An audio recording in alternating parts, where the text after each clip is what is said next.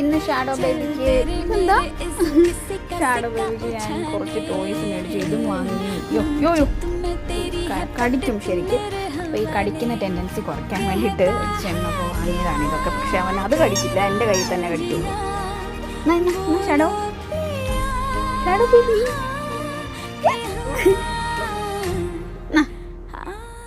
Shadow baby shadow baby shadow baby shadow baby. എന്നിട്ട് ഷാഡോയ്ക്ക് brush മേടിച്ചു, പേസ്റ്റ് മേടിച്ചു, പിന്നെ ഇതുപോലത്തെ വേറൊരു ടോയ് വാങ്ങിച്ചു.